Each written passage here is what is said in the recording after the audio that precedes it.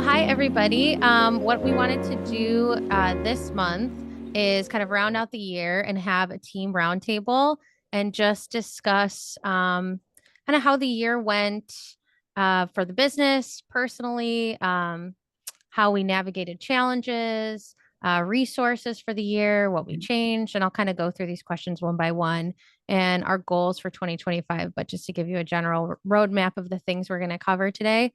And I'm guessing we'll have people answering this in all different ways. But I'm going to open up the floor first just for a general question to anyone on the team. And if we don't share, I'll just start calling names like, I'm a teacher. So what was 2024 like for you? You can answer it in terms of with Investream, your role in the business, or even, personally, if you achieved any milestones, any celebrations, any major learnings. Whoever wants to start can start. Sure, I can go. Yes. Thank you, Sally. Sure. I learned a lot this year, mainly because I work in restaurant business. I started to ask the right questions and make the right connections with the people around me. Kind of use what I learned from real estate and apply that into the business, how things are operated, what it takes on a day-to-day basis to actually get it done, the ins and out of how you run, for example, the kitchen concept that I'm in. That's something new that's been developing. So making good connection with the supervisor and the person that actually runs it. I'm able to see, okay, how do they get the customers in? Also have a good relationship with the salesperson.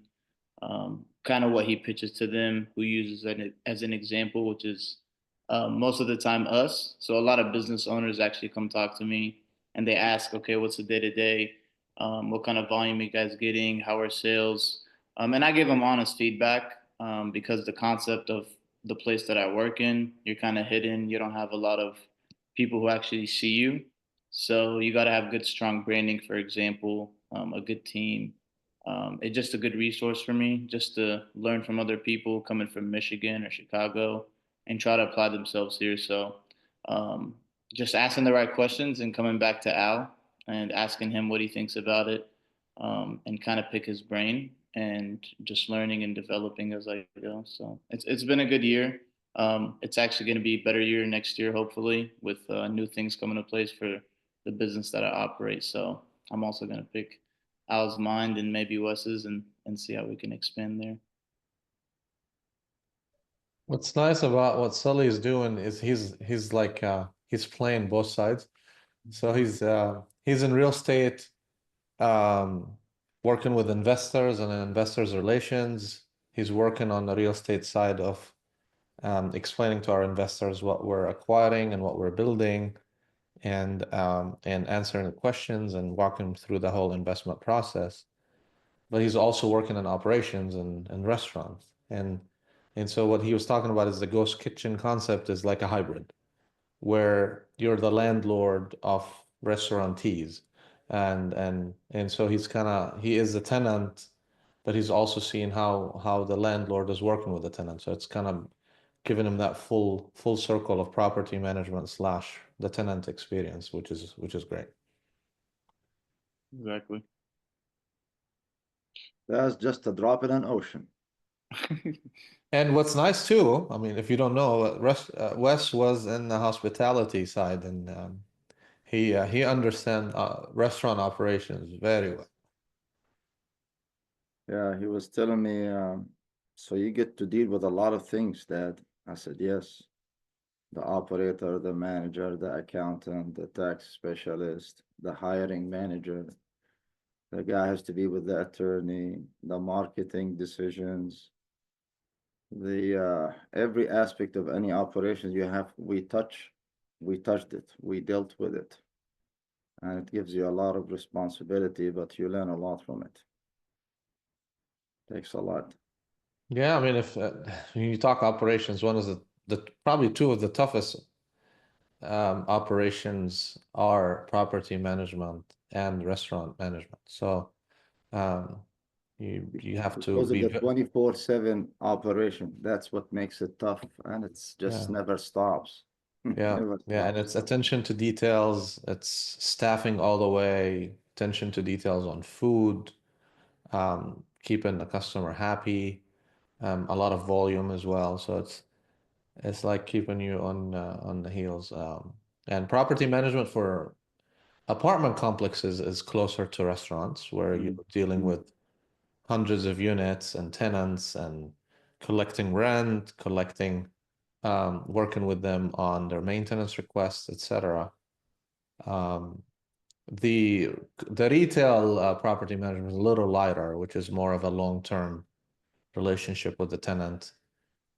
You still have to understand their business, how they're doing, are they expanding, are they planning to grow into the same retail center? Are they trying to expand into another location? Overall, assess the health of their business and their future plans, but it's a less engagement model. Once the multifamily is definitely the most. You know, the worst part, Al, is the after hours, after the 5, 6 p.m. The same thing for the property managers. Those calls are the urgent calls. Usually a plumbing problem, power outage, something you have to handle within few hours. Has to be fixed. Uh, True. Keeps you on the edge, but after you establish a system of taking few years, every year we have to improve the system. Every year we have to change our company policy. We have to have our company policy, although we were franchise, but still things that protect us. So we have an employment lawyer, employment law lawyer, and there's a corporate lawyer to deal with issues with that, whether real estate, things like that. Matter of fact, I was talking to my wife a while ago after having dinner, and the impact of I was explaining the referral part in the old days, our baby boomers, the old school guys, is the referral is your strongest marketing tool, right, Sammy? You know, it's a big Totally. question for a lot of people. What is the most effective marketing tool out there, nationally, globally, etc.? It is the word of mouth. And we've seen so many marketing uh, CMOs and everybody else when we used to be at conferences with those Jack in the Box or IHOPs and some of the real estate multifamily that I attended. Uh, Marketing is the referral because the referral, to be brief, is when somebody refers somebody to you, you already got the trust without seeing you. So Amber is telling Sammy about this, service, this something. He is great. She is great. It's set in your mind. She's great. So you go and you call, make an appointment. Versus all the infomercials, commercials, you name it. And I'm telling you, this product is good. Come and see me. Come and see me. I just want to get you off the couch. Come and see me. You still have that doubt till you come and see me. Now, this referral, now, what I see it in my own world is uh, the reviews. Your reviews is your silent feedback, silent referral. And I see that, we saw that, of course, in the restaurants to a point that my office manager was just to deal with complaints. When you have 8 stores, we average, at least 8 complaints a day. Half of them is just baloney. The other one's kind of decent. So they used to deal with that. We used to deal with that. And then we get the office manager to deal with it. But then what we learned from the other people and the other bigger operator and learning through life, we start letting the GM deal with the complaint for two big reasons. One of it to tell you, hey, here is what they're doing good. We share with the good ones because he gets it every day through the email, through our another third party resource. And the bad ones, I want you to deal with it and let us know. So he used to give us the input later on when he dealt with it because he will know what's going on in his store.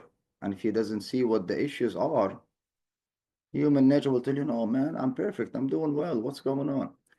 So that was a powerful tool to improve operations for the managers.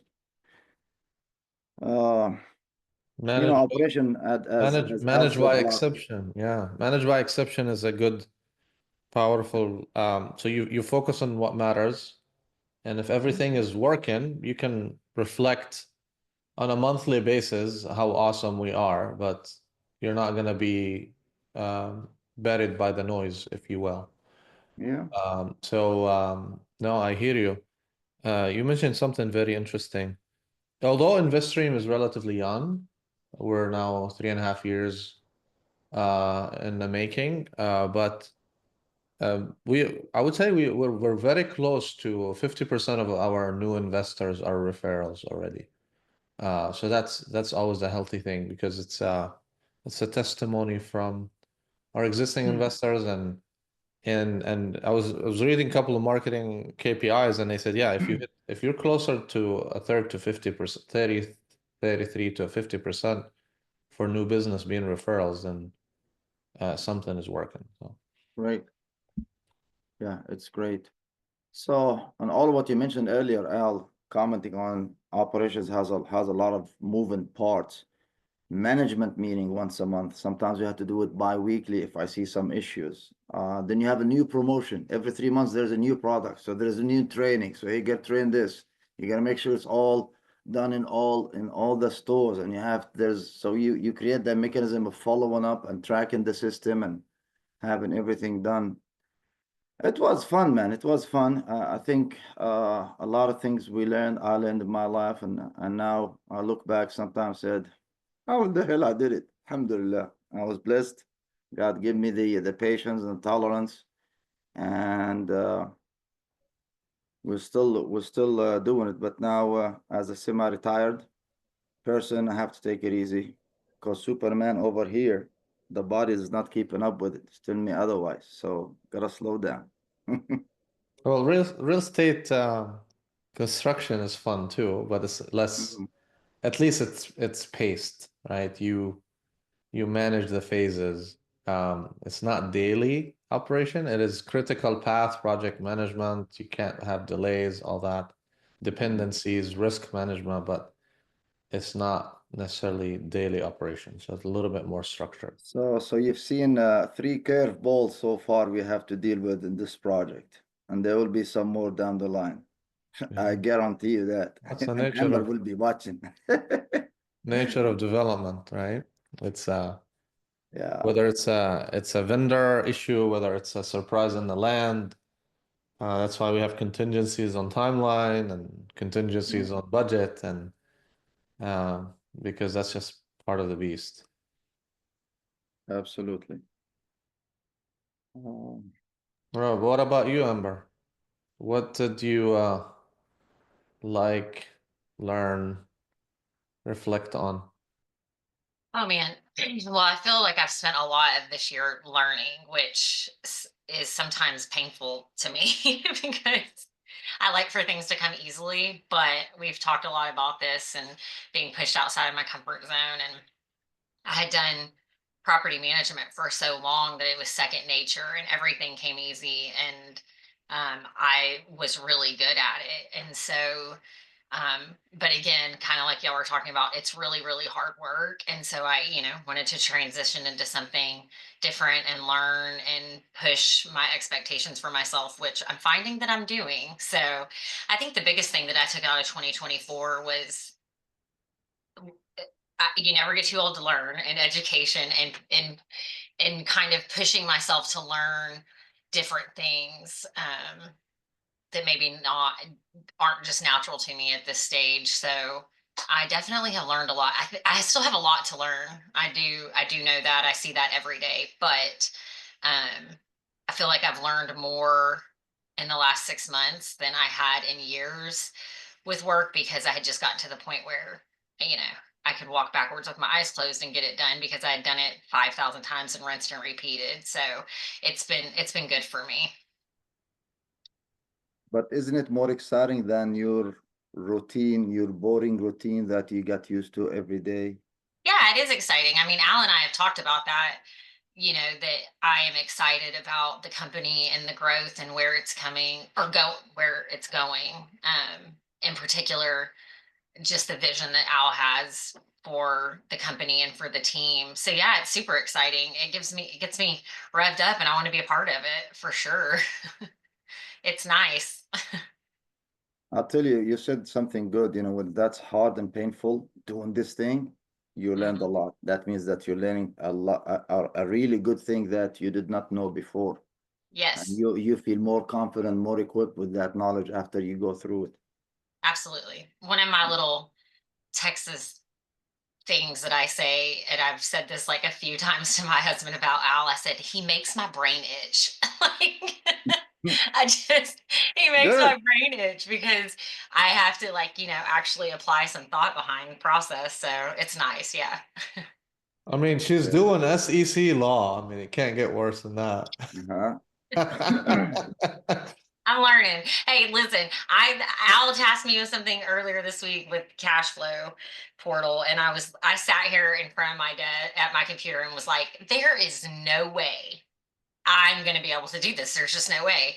And I did it. Like, I'm fairly sure that I did it mostly correctly also. So we'll get there. I'm going to make Al check my work. But at the end of it, at the beginning, I was like, oh my gosh, I'm going to make a fool of myself. There's no way. Like, and at the end of it, I was like, oh, okay, girl, you can do this. Aha moment, huh? Like Yeah, Sammy there you said. go. An aha moment. Absolutely. Yeah. So there you go. Great. What Great. about you, Absolutely. Sammy? You had a wealth of experiences coming to Investream, but Yeah. what was different about this year? Well, learning's my favorite thing to do.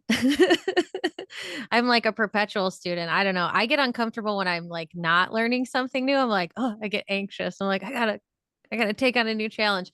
I think, and one of the things that Wes talked about is so important when it comes to marketing. I am a strong believer in referrals being a strong source of marketing. And a lot of the work that I did before I came to Investream and, since I've been working with Investream has been about this long relationship building process. So it's not, I've had some e-commerce clients, like I worked for an organic farm for a little bit and I did some retail. My earliest work was actually for a department store.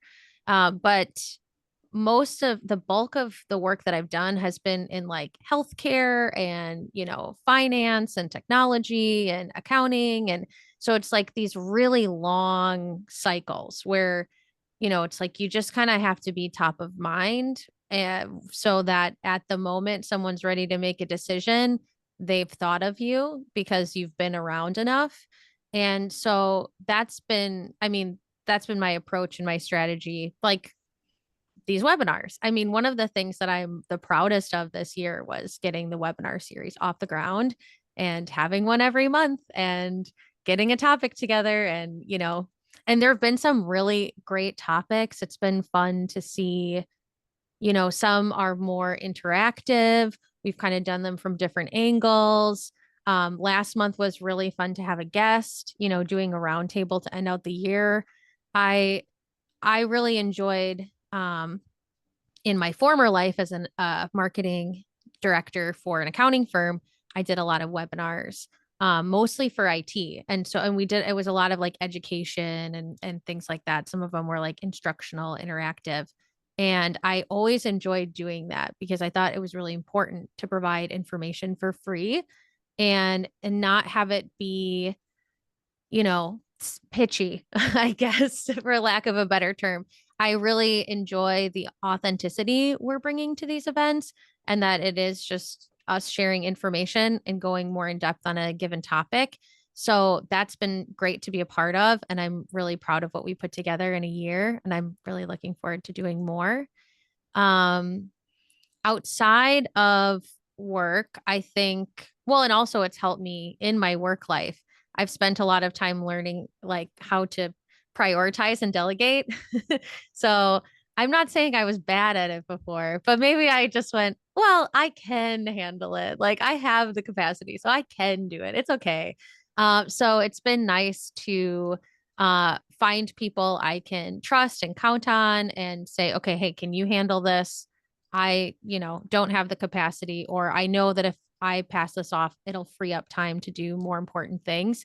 And I do think I've made a lot of progress on that this year. I also think that I need to make more progress in 2025 to keep going to where I want to be.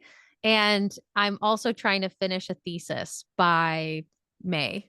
So I will have to get really good, really extra super duper good at delegating. Speaking of that, one of my main lessons is when I became an executive.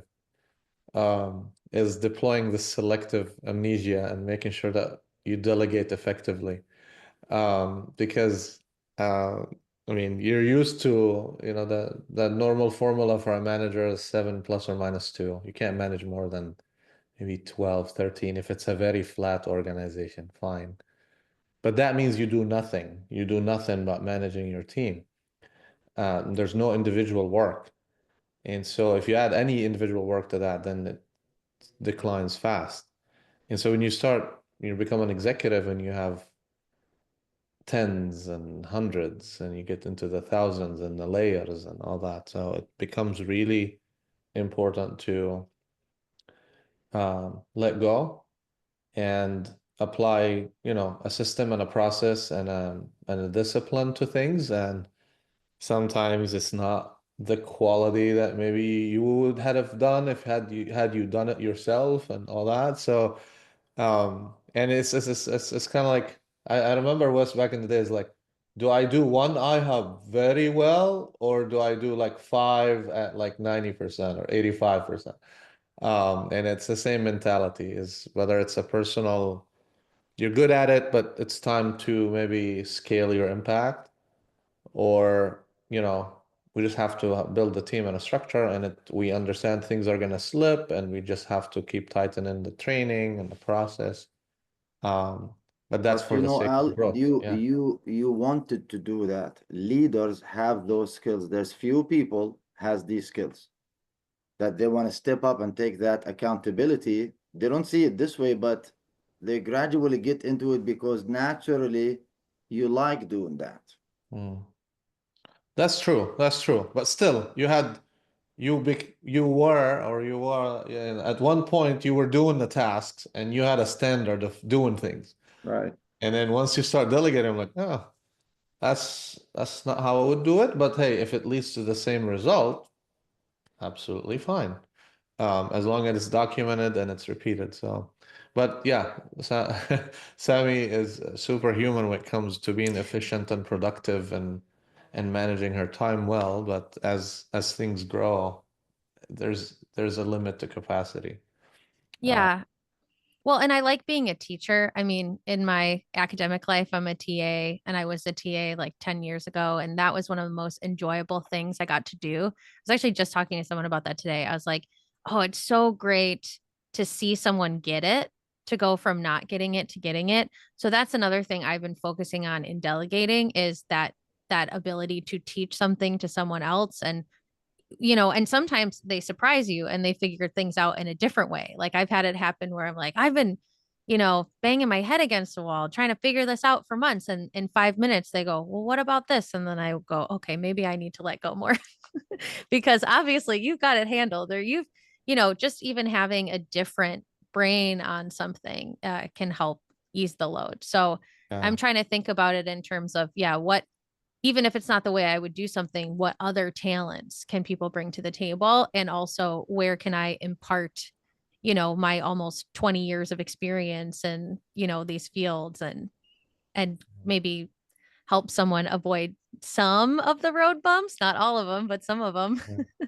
And then it's funny you mentioned that. Well, I always tell my team, if you ask me, I'm going to provide an answer. But I'd like to drive, self accountability and shared accountability in the team. So if you're working and there's nothing to report that is concerning, and you're on time and you're on budget, I don't need to know about it. And we can manage by exception. If there's a problem, like Wes said, it gets raised immediately to the manager, and we dug deep and we figured it out. But that's a selective amnesia I'm talking about. There are a lot of people is like, oh, now if we double click and we have a problem, then there's okay, I'm the janitor today. Forget about being the leader. I'm gonna dig deep and we're gonna figure it out and fix it, and then we'll go back to normal again. So it's I really appreciate managed by exception. Or you can wear and you will wear different caps in being a leader. You can be the janitor, the cook, the accountant, in whatever your aspect, you're absolutely right. That's what makes you a leader. So you can fit in any of those positions and do it. What interests me for you, Sammy, is now you became a little bit more aggressive, telling people what to do, delegating it. You know, people they come. I said, yeah, you go. Once you go tell them what to do. When I was recruiting some managers from within, you know, we learned from within is your 90% retention rate is greatest because they know what they're doing. So you start reading minds, you start reading body language, you start reading behavior. And when you start zooming on recruiting somebody to be a leader, you're the one who's going to read those skills. So I start giving little more, you know, more tasks, more things for he or she and she how they come up with, like what Amber is going through right now with Al. And she's coming along and she's finding a way to get it there. That's normal, by the way. And once you deliver it, you know, okay, I have the right guy. So I'm going to keep doing that. And then officially, you know what? We're going to put you in management training program because you're the right fit for this position. So there's a lot of students out there, Sammy. You can be the mentor and the teacher. Believe me, in our industry and every other industry, there's always coaching going on to mentor the other people to make them like what you are, or even better. And nothing was rewarding than I see a cook, believe it or not, into a general manager, into a franchise operator. We helped few people who work for us become franchise operator. And I said, I got my name on this dude, man. He was part of our team. He's doing it good. And I can recommend him for the company because they're trying to do everything right. They'll never be perfect. I was never perfect. I'll never be perfect. There will be mistakes and problems. When you address it right and have everybody's involved in it, the main thing. One thing I learned, you own the problem. I need solutions. So some GMs come and complain, blah, blah, blah, blah. Okay, done? All right. What is your solution? You tell me, I'll go do it. Huh? It's like I'm hurting your brain now, Amber. I remember this, makes it painful. What do you mean do, Wes? Do yeah, man, hold on, relax. Chill out. Here's a soda, here's a coffee. Okay, let's talk. What do you think best solution? And I'm not gonna laugh, whatever you tell me. Very likely they come up with things that they never thought of. I said, huh? So you've seen it before, now you're gonna do it again. So it won't happen again. Coachable Yeah, moments. adding to that, Wes, I think on a day to day, when I first started operating these different locations, I was getting calls every time. You're saying after hours when the fires are coming up, you got to put them out. What I learned was you get the right people and the right staff or right culture, you give them more responsibility and hold them accountable. Because I think as an operator, whatever you're giving out to customers, your quality of food, your service, etc., represents how you manage and what kind of a leader you are. Just like Al was with the Investream, if everything's on top and people are doing the job, that just reflects Investream and the people in it. So I started giving people more responsibility, making them within either shift lead or assistant manager or potentially a manager. It gives them a sense of responsibility, and people appreciate that, and they want to do good, at least the good employees. So you push them to further levels, and the phone calls decreased as Challenge we them. Yeah, further challenge them. It's okay. yeah. Okay. You know what's good about this is it's very contagious. So when you do this to someone, they're gonna do it to the next person, and the next person is gonna do it to the next person. So I always like to instill this thought is, learn it enough to teach it. If you can't teach it, you haven't learned it yet. So, if you're able to teach it to someone, that means that you're ready to move on and someone else pick up that spot that you were responsible for. Mm-hmm. A lot of what you all just said made me think of this year. So in my school life, my students have a year-long project that they have to do um, in food service management, which is really interesting in the food system. Ooh. Yes. Yeah. They may need to pick some of your brains. We'll see. But it's a big, they have this wide open space. We start with you're looking at the food system and you can do a project about anything in food service management that you want, anything. And that expansiveness is kind of scary when that's the first thing you've been encountered with, like, oh, okay, I could pick anything. I don't know. So we're at the halfway point. We just had our last day of class yesterday. And so they had to finish some project briefs and some videos, and they've done lots of check-ins, and they have to manage their own time throughout the year. And you know Al, like when you said, if you ask me a question, I will answer it. That's what they're getting from us. It's like, well, do you want to do this? Or, I will go around and kind of check in with them and say, okay, how's it going? And then I'm just asking, and then I'll get a question. Okay, well, I had a question about this. I was thinking about reaching out to this person, but I don't know how to go about it. Great. Okay. I think this person knows this person. I'm going to connect you. I'll send you an email. Or do you think this message would work? Well, actually, there's an academic article I could share with you as a resource.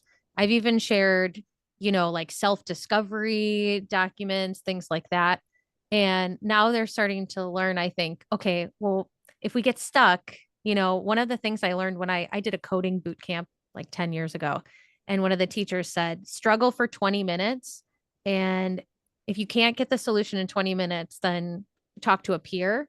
And if you can't get it with your peer after 20 minutes, then come to the teacher. And that kind of helped us like struggle with something on our own. But he's like, I don't want you to just, if you really can't get it, it's not going to happen. Come to me as a resource. And so that's something we've been trying to like bring in the class too. So yeah, it's been interesting to think about that process and think about how it translates to my, work life as well. So I don't know, things that you all just really resonated with me in that experience. It's been very similar. Well, one thing I didn't notice, or I didn't um I guess witness in corporate, is how we use like the team channels, and how we use that as a continuous conversation as opposed to just project based.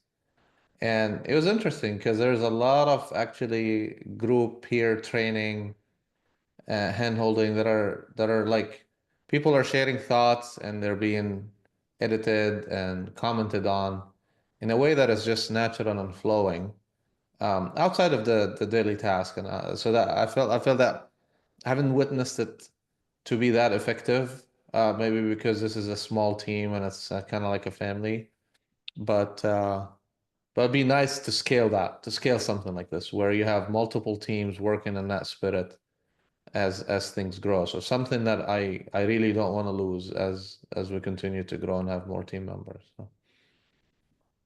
Yeah, great. So,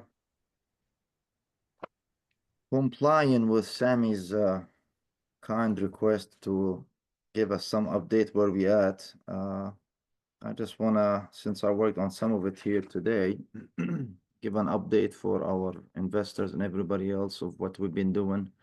Some related to the business a little bit. Some of the items, how this went here. This year was a good year for us. Yeah, 2024, alhamdulillah. We're thankful for what we've done so far. I think 2024 so far for me in Oklahoma City market, with God's blessing, alhamdulillah, I managed to come up with 3 projects as the goal from Al told me to start with on this year, and identifying those projects quickly and briefly. We're waiting on a permit for our flex space project, the Pioneer Business Park, Northwest Oklahoma City. And we're about to close on the senior housing project also on Northwest Oklahoma City.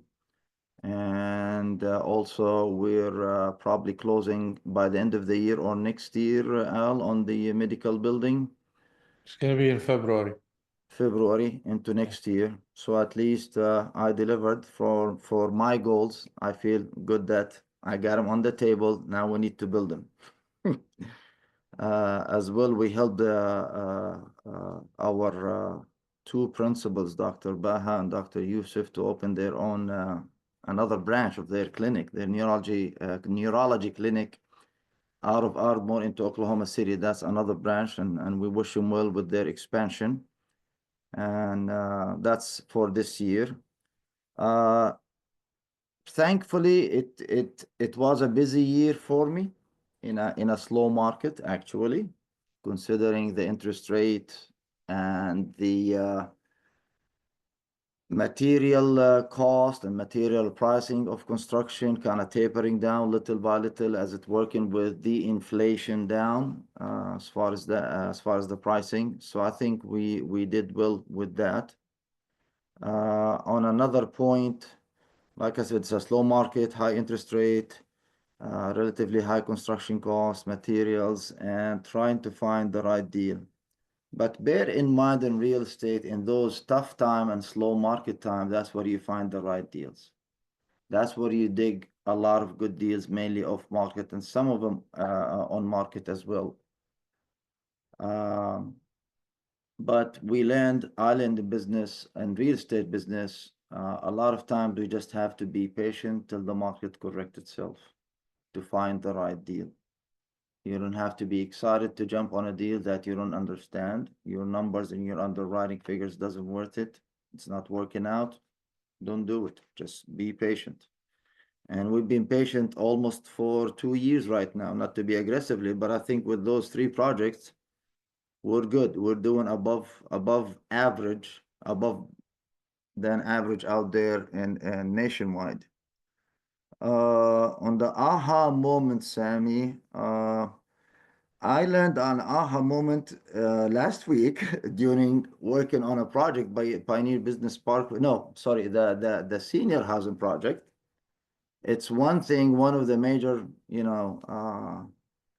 due diligence items of underground sewage, etc. We worked on it for about 3-4 years. The seller was not cooperative, and he just threw a last minute curveball, like they say, and they want us to go a different direction. Make the story short, so we have to come up with solution. We have to work on it, and the solution was done actually last year. Nobody knows about it till we knew about it last week. That was a big aha moment for me. I said, "Wow!" But usually it doesn't happen, but it happens. Life is full of surprises.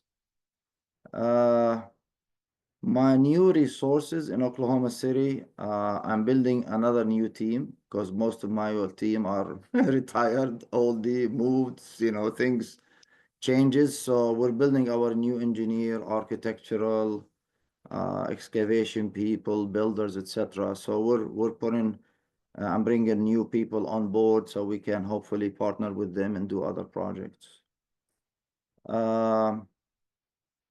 Advice is always, best advice is from your colleagues, from people who are older than you or senior than you in the company or the institution that you work in or the organization. You can learn a lot from them. My toughest learning this year, Amber, is have to learn this Microsoft 365 again and deal with it again. And I hate technology at this age. I was never an IT savvy. One of our silent partner in my iHub days, my cousin Sam, he was our best geek. So he saved my day every day. So I don't want to learn it. I'll tell him, look, man, I'll make the deals. You do everything else in the software. And that was his job, and they done a wonderful job. It's a joke, but it means a lot. I don't have to know everything. I don't want to know everything. When you specialize and dig into something that you really like and excel in, focus on it. Keep doing it because you're gonna do it right. I try to be, like I said, the Superman of learning everything. I can't. I master a few traits and that's it. The rest, I just leave it to other people. That's what I learn to delegate. Yeah, on the fear of let go, Al, when we start expanding other units, oh man, what they gonna do, man, in that store? I'm not there. Are they gonna operate it? They're gonna take care of that customer? Is the table ready? Food, speed of service great. Food expedition is going well. And it was a big fear for me, but I went to seminars of leadership, good leadership seminars that really comfort me that it's okay to let go. It's okay to let go. At least train, give them a guideline, let them do their own mistakes. You just watch them and correct them. Watch them and correct them, and you'll be fine. 2025 plans, hopefully. I still want to do another duplex project. Multifamily is just been cooking for us, but it's on the back burner because the numbers kind of really tight for us. But I think that's our next project on a smaller scale, and we go on with that. My final advice is focus on certain skills, like I said, and certain projects that makes you feel good. You accomplish it, you deliver it, you be proud of that product, of whatever you have, and you move on. Very That's good, great. Wes. Thanks, This is Wes. beautiful. You answered all my questions. That's awesome. I That's did. great. I did my homework for you. That's good. Thank you. Awesome. I mean, I mean, this year has been all about patience, right? Being disciplined, being patient. Um, there's a lot of savvy investors who took aggressive moves, and they got punished for that. Thank God we didn't participate in that phase. So that was part of the blessing, is we were not contaminated with the good days. So we had to learn it the hard way, and we stayed the course. Everybody's like, "Oh, you need to do this or that, push this or that." We're like, "Nope. We're just gonna take care of our investors, our existing projects, continue to build awareness and build the team and build the process, and the deals will come." I haven't been as busy as I am in my last, I don't know, 20 plus years of career. Because we ended up actually, against all odds, with 4 projects within 3 months. So I'm like, okay, when it rains, it pours. So that was just a great finish to the year. It's patience paid off, discipline paid off. Wes and I had so many arguments. He's excited about this deal. I'm like, nope, I'm gonna play the pessimistic role. And then I'm excited about a deal, and he's gonna play the pessimistic role. And that paid off, because sometimes you get emotional about a deal, sometimes you get invested in a deal, and you worked so hard to get it, and you start stretching the reality, is what I see. And we don't want to stretch anything. We are active in real estate. I mean, for passive people, they may look at deals that are on the market, and they'll be like, oh, there's no way this deal is gonna work. But when we are active and we see 100 plus deals every year, that's when we buy the land for less than half of what it's value for, because there's always a story about a seller, or maybe an inheritance property, maybe it's um, they had plans to do something and it didn't work out and they had to exit the market. So there's always these stories, and I would say so far we haven't done any deal that doesn't have a story. It was either a seller story, a market story, and that's those are the margins that makes us win in this very tough market, because you save on the land, and you have to pay for the high construction costs and high interest. Well, that can make or break the deal, for example. So same thing with the medical office. It was severely discounted. It was a REIT, and they bought it at the height of the market, and they want to exit the market, and we're like, okay, we're listening. And we threw an offer, and we thought they're gonna just like laugh at us or shoot us down. And eventually we're like, yep, let's sign a contract. I'm like, okay. Money So in the bank, that's baby. this is Bring it how this on. is how you navigate the stuff market, is you just keep at it, Yeah. and you end up finding one. So that was my main lesson, is stay the course, don't follow the crowd, and you'll find deals and you'll accomplish things. Focus on the team, focus on the process, and things will happen. I think no story, no deal. I feel like we talked about that in how to underwrite like the pros in March. That's true. I was I gonna remember say that. maybe when he said that, I was like, oh, that could be a good coin. Like, our story is there's always a story. Yeah. Like, Yep. But there's opportunities in real estate. Yeah, like Al Yes, says, absolutely. that story can create this little window. You gotta jump on it. Good. I froze up. You gotta jump up, jump in and grab that deal before it's gone. Yeah. Because I lost few deals, and I never forget this little piece of advice. I told Al about it. In real estate, you snooze, you lose. That's in every business. You know, and I lived on 3 deals where I snoozed about it. I was looking to other silly aspect of the deal, and I was just kind of dragging my feet, trying to get better deal. Gone. Yeah. Yeah. Should have I had mean, that. that's why we ended up with so many projects because we don't want to let go of those, but that means we had to just create three versions of ourselves to keep the deals going as we were doing it. But the good thing about development though, um, is we are phasing these projects. So we're doing them in phases. We're not holding our investors' money for too long. Some investors would like to get in and out, and part of the real estate problem for a lot of our investors is it's a long hold, dude. Like, what do you mean we're gonna hold the money for 3 to 5 years? I'm like, okay, you can participate in the land development, you can participate in the vertical phase, you can participate in the expansion. And that helped a lot of our investors have that flexibility. Now, most of them keep the money in the project, but it's just giving them that flexibility that they can exit. And it allowed us to also phase our projects. So we don't have to rush anything. Once we secure the land, then we can just phase our projects accordingly. Yeah. Yeah, with new projects coming, it excites me as investor relations as well as Marquise, maybe Amber.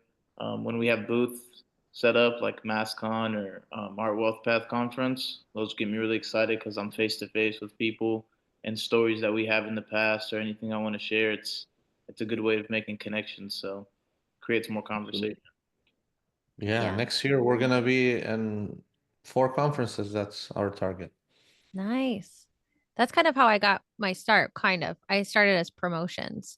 So I was a promotions person before I worked in marketing and advertising. I worked tables Nice. and yeah, Now it's I'm fun. actually the chairman of MassCon. It's gonna be 5,000 people. So Amber and I are learning how to do major events. Mhm. And so we're gonna flip that and start hosting our own Investream conferences. I'm gonna get us organized. You just watch. Great. I'll be It'll be there. exciting. Yeah. Cool. Before we get into, I know we're at a limited time. I do want to go around because this is the time of year everybody makes plans for, reading and resources, okay, new year, new me. I want to know, okay, I just real quick, reading lists, like any books or podcasts or, YouTubers, like anything that you like. Yeah, if you want to do the Cliff Notes version, go That's a with the lot way of Al books, did. Al. Yeah, anybody? I've got a lot, but I went ahead and bought the 2024 and 2025 Harvard Business Review must reads. And so it's been a while since I was in executive school, and there's a lot of things that has changed in the industry, the introduction of AI. So what's nice about those must reads from Harvard Business Review is they summarize like the best 5 books on a topic or the best 10, there's a lot of, it's a summary, it's light reading, but they give you sort of the up-to-date information on management, on trends, markets. So that's my Christmas gift. To me, Marcus Millichap podcast, the John Chang guy. I like him. I've been following for many, many years, as well as 2 to 3 other developers. And there's a new guy I start listening to, Daniel Kolmazak, I think his last name. He brings things that I know already, but he brings it in a different perspective. I kind of like his approach and his podcast, and just mainly real estate and keeping up with the trends and watching my LinkedIn links with other associates, other people in the business, keep me on top of my game since I'm back being active full time on the clock, try to do something. But hopefully next year is the multifamily. Hopefully we can get to that once we square up and ground up, started the ground up on our projects for this year. Speaking of learning, actually 2024 was learning year because you don't have anything working. So we're like refreshing and refreshing and refining and refreshing. And we learned so many new asset classes. Wes and I went to different conferences on flex space, on self-storage, um, reading books Yeah, I about forgot that. those. Thank I you. mean, Yeah, we did this that. was 2024 was learning. Yeah. 2025 is, all right, floodgates are open and we're gonna do a lot more projects. There's a shift in momentum thanks to Wes's development background and presence in Oklahoma City. We actually did deal in our first deal in Dallas. We're closing that one out soon. And we continue to focus on Houston. So we love those markets, and we learned Oklahoma City. It's different. We relearned Oklahoma City, I would say. We're discovering North Dallas being like the craziest market in the US. It's no longer what Dallas used to be. And so we're almost seeing what we used to see in the Northeast and the West Coast happening here, right here in Texas. Good or bad. I mean, we probably have 10 years before it gets super crazy. But we enjoy the growth. What's nice about Texas, there's an infrastructure accommodation. So although North Dallas is kind of growing too fast, but still infrastructure is pacing well with construction. And there's a lot of land here. So hopefully we don't become another West Coast, East Coast phenomena, but at least we started seeing the momentum here, and we like to be in Texas for the next decade, if not more. Yeah, yeah, agreed. Any other resources? I've got a couple. I actually realized I read the best ever apartment syndication book in January mostly. Yeah. Took a lot of notes on that. Got a lot of sticky notes, a lot of things I want to write about. And just recently I read Designing Your Life, because we were part of, as our learning, the Heart of Design course, and learned about that book. And now I want to share that with my students next semester and make them read it and do all the exercises. So I was like, this is so good. And I've been doing morning pages with the artist way. So every morning I write 3 long form pages and do a lot of prompts and a lot of thinking. And it's been nice. I've been putting my phone on do not disturb, and I'm like, I'm just doing this. And then when I'm done with this, then I start my day. So those have been like the resources that I found really indispensable, especially October through now has been so busy. So it's been nice to at least take time in the morning to slow down and not think about anything else. Yeah. Well, to me, lately, the last few years, I like more of the conferences, being in conferences, for two major reasons. You learn from the top speakers who are in the conference anyway, because you get to see who's coming, which always been a good, exciting people coming up, or speakers, experts in the industry. And if I like what I see, I go. And you get to enjoy it for a couple of days. The number two reason, which is more important, is I build my new network again. When you talk to people in that conference, like we said, I kind of like this guy, what he's talking about, what he's doing, what she's doing, etc. We go talk to them, connect with them, trade business cards, and we down the road you get to deal with those people. One time, one day, one time, one day, 1 year, whatever it may be. Hey, it's time to talk to this person. He's the guy that I'm looking for right now. He has my solutions, whether a system, whether an update, whether a banker, whether an equity, whatever the resources may be. That's why I like conferences. Kind of you change, you go chill, learn, and build a new network around. That makes it fun for me. Nice. Well, I know we're at time. I don't want to limit anybody's sharing, but I also don't want to keep anybody too long. But does anyone want to share any closing thoughts? Any burning, anything you got to get off your chest before we close here?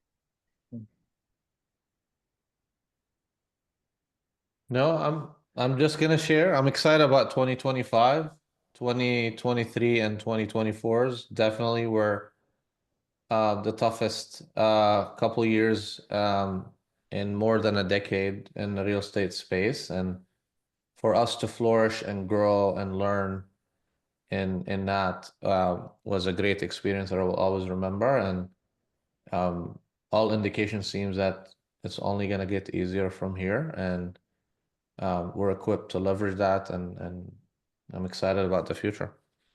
Yeah, I could definitely say 23 and 24 are big changes for me in my personal life. Just moving to Houston and starting a new opportunity in my career and my growth. It's been challenging, but it's been very rewarding as well. Just be a sponge and soak in information. So just writing it out and excited for what the future holds. Uh, Happy holidays to everybody, but I really wanted to commend Al on his work and role for the last 2 years building Investream. He went through a lot of hard work building the company, building the team. I know how that feels. A lot of his time and thoughts putting together to build such a wonderful investment company that is young. And I see a lot, inshallah, with God's will, there's a lot of good happening because he's doing it the right way. He's building it the right way. He's expanding it the right way. We talked about it, and I know he has some good mentors out there that we want to be like. Leaders and entrepreneurs must have that vision back of their head, dream about it every day. But you've done a wonderful job, Amo, in building up such a company. And you have a wonderful team here. There will be double of you within 2 years, by the way. With God's will, there'll be more people under you, Amber. I think there will be more people under you, Sammy, and Sully, and everybody else, as we talked about, scaling the business up with the right vision, the right guideline, with the right people, things will happen.